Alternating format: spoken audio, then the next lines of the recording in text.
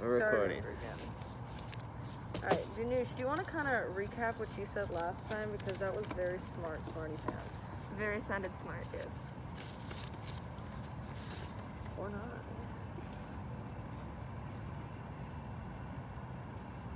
Danush. Do you want to recap what you said? Because, we had to start over so we could have it recorded. Is it recording? Yeah, it's recording. Okay. The first one, Sinners in the Hand, it basically just talks about how these people are over the pit of hell and only God's hand is preventing them from going down it. And the fire, the poem about the burning of her house, I didn't understand this one, but I think they were trying to say, like, their personal belongings burned in the fire, so this gave them, like, an epiphany. They realized that maybe those personal things weren't what I valued, but, like, the things from the sky, so I'm going to guess heaven is what they value, so, yeah. And then Vanity Fair, this one just talked about, so there's this path that was going to heaven, but there's this town in the way called Vanity, and it holds a fair that sells everything, like jugglings, cheats, games, plays, fools, apes, knaves, everything. And it is supposed to represent how you should avoid the distraction in life and always remain good. There was also this prince or princess who had passed through the town, but he ignored everything, which meant that he was a very good Christian. Okay. Alright, kiddos.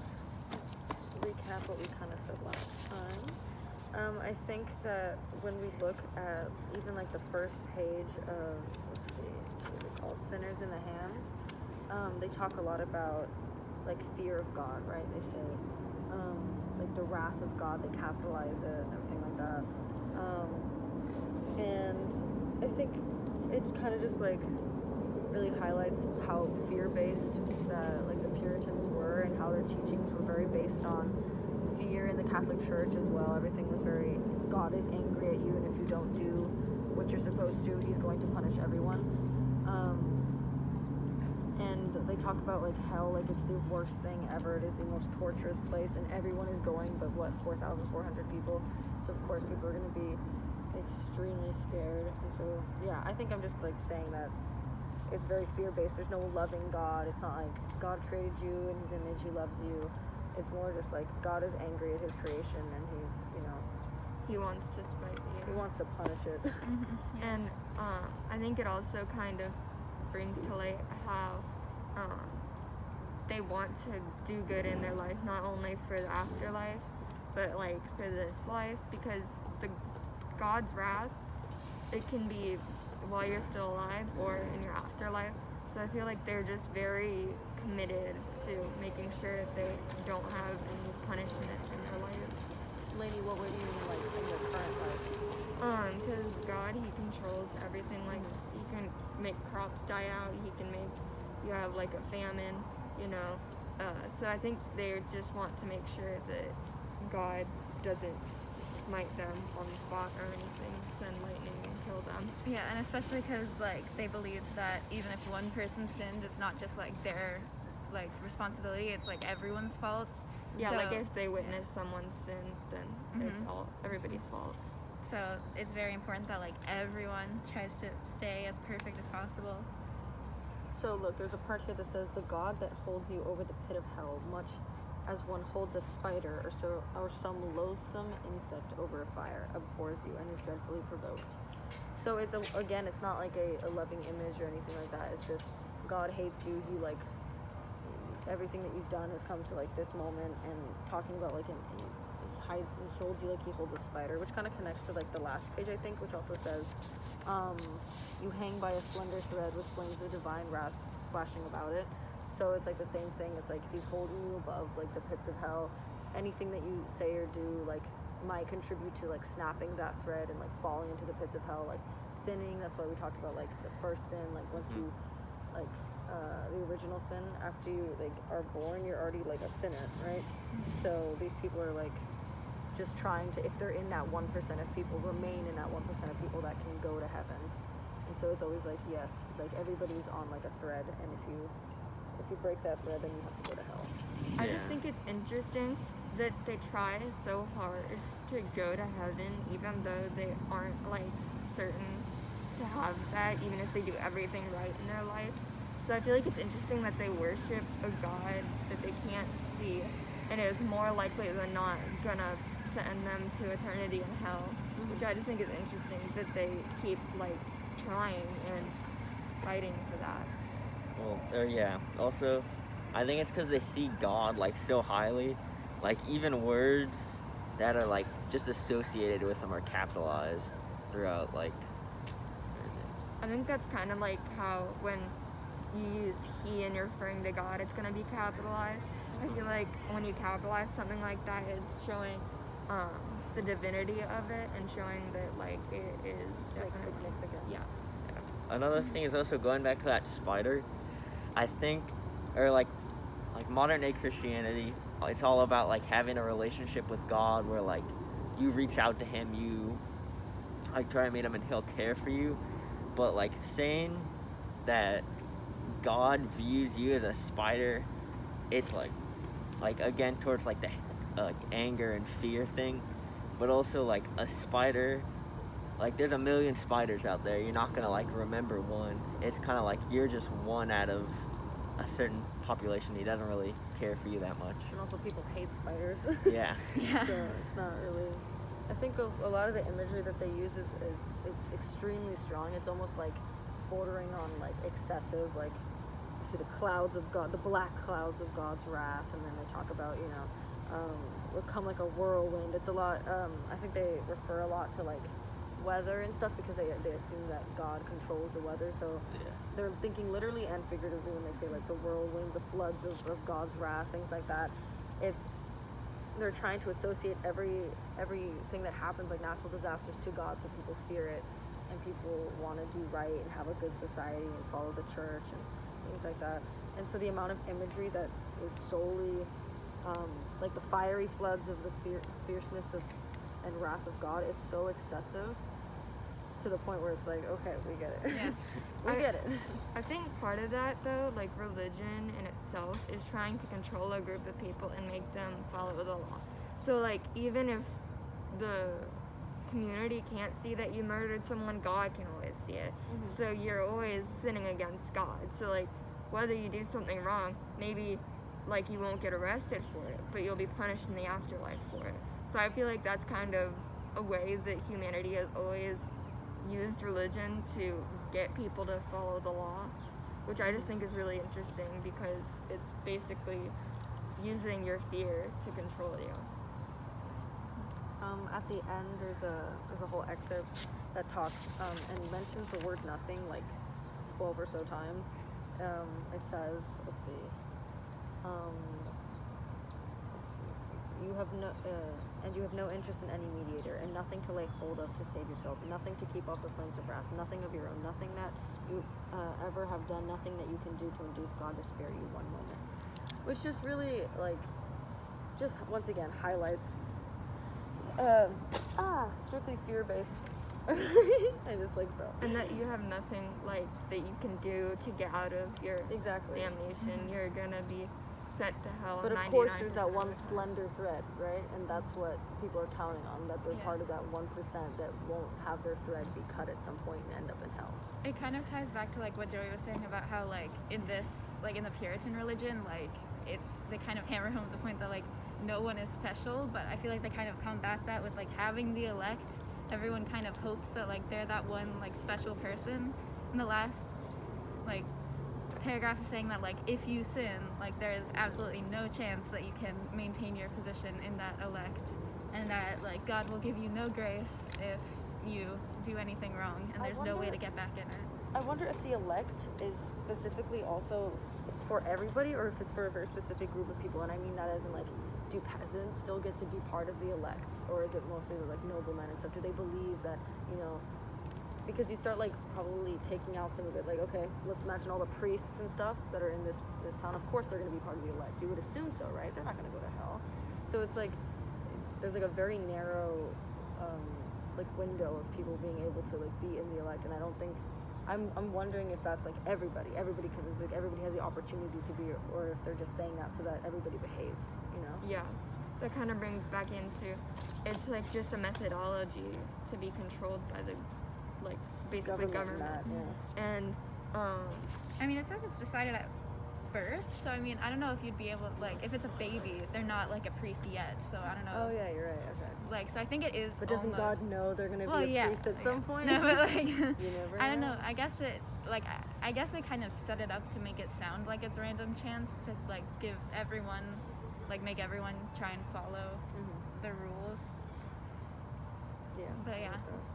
I just kind of think, I don't know about you guys, but I picture it as everyone having like a string hanging from their back, and each time they do something wrong, it's like that kind of one little cartoon thread. moment where the little Yeah. thread starts breaking off slowly and slowly, and like you're hanging over a pit of lava or something, right? And every time you break the thread a little bit more, you get closer and closer. So that's kind of how I picture it, because it seems kind of how their viewpoints are. Yeah, I don't think it breaks like over time, but I think it's just like one and done Yeah. Yeah. kind of thing. Because you can't go back on Yeah, true. you sin once, it's over for you. But then I agree, but at the same time, everybody knows that they've sinned at least once, even if it's the original sin, right? So, like when it's like, oh, it's like one or done, I don't like believe that, because I think that if that were true, then everybody who sinned like already are like, okay, well, I'm done for, might as well just wreak havoc, you know? Or it might be what Lainey said, where it's like, well, if I wreak havoc, then everyone's gonna suffer from that, things like that. I think everybody, in their own mind, they had a chance to be able to go to heaven, even if they feel like, oh, they sinned once, or they like stole a cookie or something like that. I feel like in their mind they still thought it was possible that they could, or else they wouldn't act that way, right? Yeah. Yeah, but like obviously they're gonna probably have some hope, because like this religion's like their whole life. Like what it said, like the, I think when they moved to America, like the religion and the government were kind of mixed. So if religion's kind of your whole life, I guess, you're probably gonna have to at least try and have some kind of hope, or else you're screwed. Should we like try to figure out what we're doing for the project, Or should I mean? Or we do still you just have want to talk about the last- next one? Or yeah, we have the next Okay. couple. Alright. Okay. So, I think like the main kind of purpose of this whole thing is just saying, or yeah, that like God. Do you want to say what we're referring to real quick? Oh yeah, the second one. The Here follow some verses. Yeah, here follow some verses upon the burning of our house, and it just shows the idea that, or like explains how people should act. That like even whatever God does, you should be thankful for it, even if it's something Like bad. providence. Yeah, like having your whole house burned down, everything you've worked for, I guess, just You gone. basically thank God for humbling you, and like even if it's something bad, you're like, thank you, I needed to be humbled, like, because you just trust that God will always do the right thing for your life.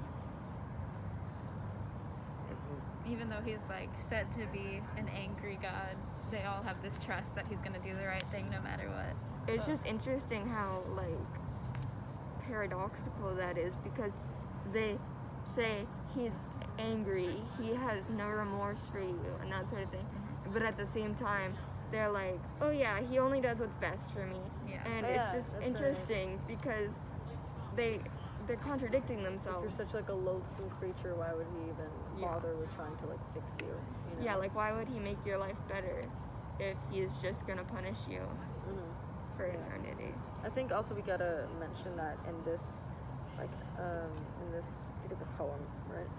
In this poem, they're talking about somebody getting their house burned down, and instead of like crying, they're like thankful to God because they've humbled them and they don't have to have these. Apparently, I think it was like, nope, my pleasant things in ashes lie, and then behold. Started by a group project? Yes. Yeah. Okay, cool.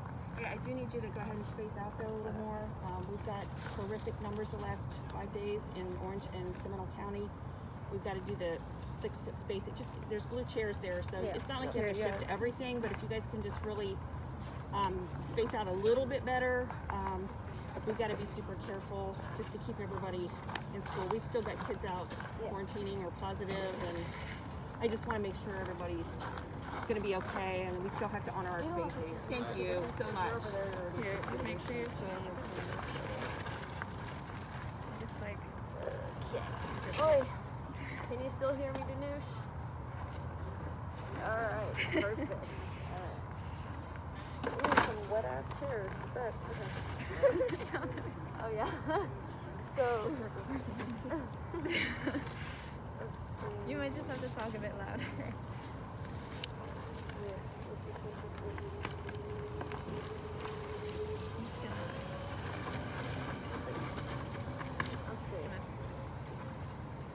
Okay. But I just think it's interesting that they're so devoted to someone that they can't see, that can either, that they feel like gives them everything, even though like they're more likely than not damned to eternity in hell.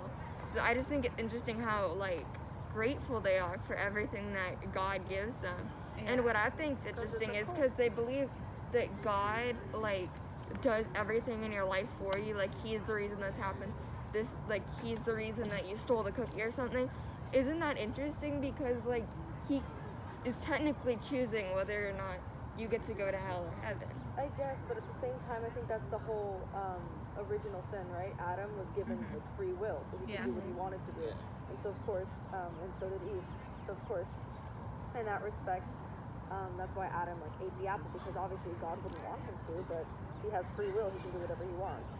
So I think God can't like control people, right? I guess in this because they have free will, and that's the whole point. Oh, they're such sinners because of course you can't control them. You But know? it's just, So I gotta control them with fear instead of actually puppeteering them around. but free will comes in a sense where, like, God gives you what you have, you know, Yeah, I and guess. your life is based on what God gives you. But you can still, if they want to drink water, they can drink water. If they want to say something, they can say something. It has nothing, like, I think God is very, in this case, is very responsible for things around them, like the weather. That's why they refer to him as like the black clouds of God's wrath, things like that. Like floods and weather and things like that. So of course they can contribute to their life by changing their atmosphere and their environment. But I don't think he can actually change the way they like think and feel, or else why would everybody in the world be a Christian? You know, why wouldn't everybody believe in God if he could change the way people think and feel? I think it's more like the like priests who are in control, or like people in the government, because like they have the power to like change the image of God. Because like the image of like God and like religion has changed over the years. So like course. the like harshness has changed. It's been very dulled down. Well, Yeah. and with religion, it was created by people, and people like don't Yeah. like refuse it. They're like, no, God gave us this stuff.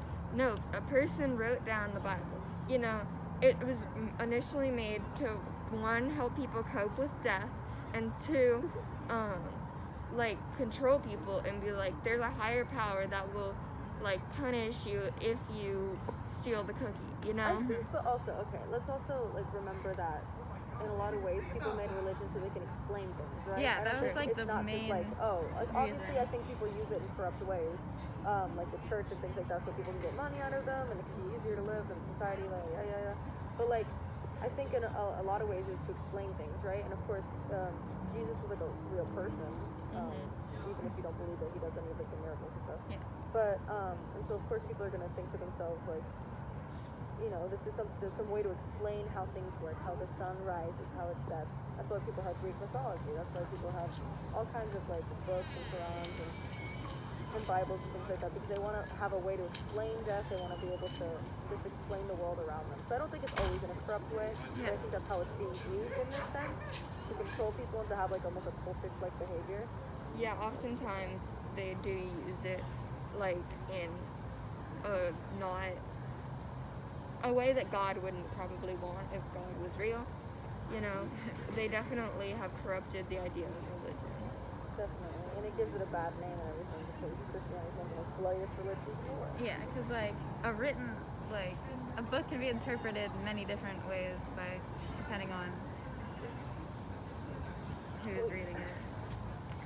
So want to Okay. look at the next one? Now we Or should wait. interpret some reading. I just wanted to bring up something I thought was interesting, was how, like, what the reason this guy like loses all his stuff is because his house is burned down, and it says like fire, and I just thought it was interesting because the last one we read is all about like sending stuff, On fire? yeah, like fire and going to hell. But this one it says like God. It kind of associates God with fire. And I Think thought about that was hell is a God-made like place, right? Yeah. It's not. I know that everybody says it's the devil and everything, but God. If God is all powerful, then God would have made hell. Because right? fire is also associated with God too, like the whole thing where he like sets the bush on fire. Yeah. That's like a God An thing. illusion. Yeah. I mean, I don't know if it's. I guess it can be like an illusion, setting things on fire, but like it's just weird how it's like when you think of fire, you can think of either the devil or God. Yeah. It's like connected to both. Danush, anything to add? Did you say anything? Nope. Nothing. Okay. Is it still recording? Still recording. Okay, good. That would be depressing. Yeah.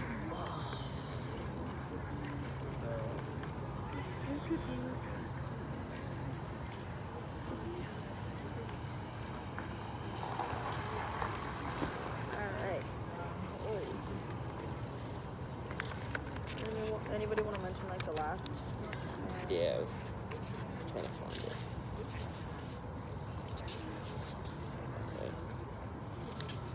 But yeah, the fire one is just kind of saying how like he's getting rid of like all of his like earthly like things that he values so that he can like focus on God. I think is like the main point of that one.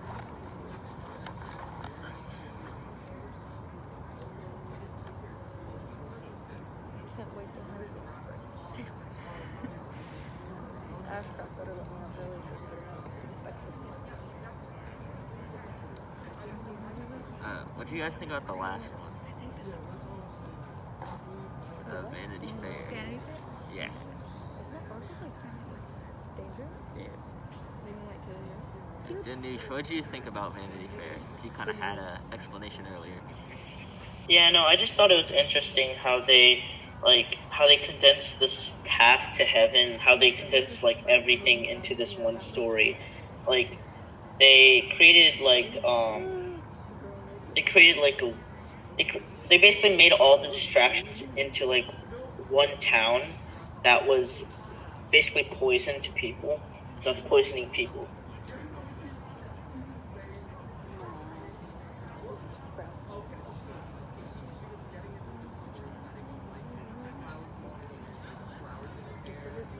Yeah, I think this one also kind of like the last thing we read, the one about the guy's house burning down, is that like this one says avoid all like earthly desires, everything you want to do, just avoid it and you'll get to heaven.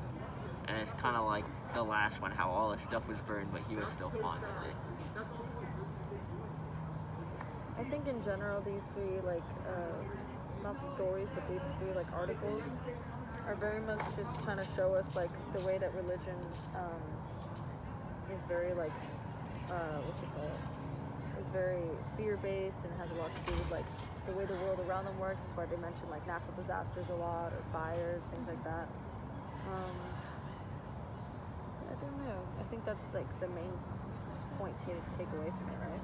Yeah. We should probably start writing the presentation. Yeah. So we could do some research on like the author. Oh yeah.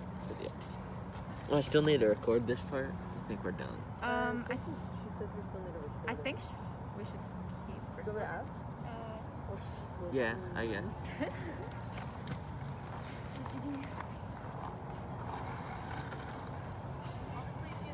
I think she wants us to record like just everything. So Okay. I think at this point, if she hears the recording and thinks okay, that it's gonna work now, then it'll be fine. But I don't think she did. Right. Put that in the middle there. I'm not mad at that. Couldn't see me. Hey. Ah, what's that? What? I was just saying hi to this.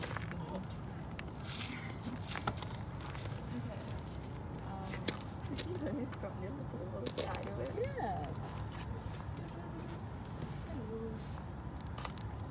Alright, kiddos. Do we have a a rubric or something that we can be using? Or is it all?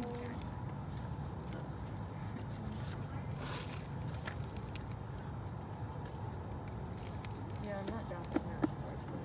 There's no way that's a white voice. Oh my god, why is it so skinny looking right now? Because you smushed it. You smushed it? No, you did. I smushed it. Is he dead? Oh no, he alive. He did? He's alive as well. Wow. He was like, for like 1 second there. How did you do that? Monster dude? Why are you doing like weird poses? He's like, I'm pencil. Yeah. Alright, kids, should we do a Google Slides? Is that what kind of presentation are we doing? I think we're just Yeah. Slides? Just somebody share their screen so Miss Farmer can also see it. We're not recording. We moved the phone. I think she kinda just gotta wants be to on my. hear our discussion. Yeah, that kind of gotta be on my computer. They're just gonna see it. I bite.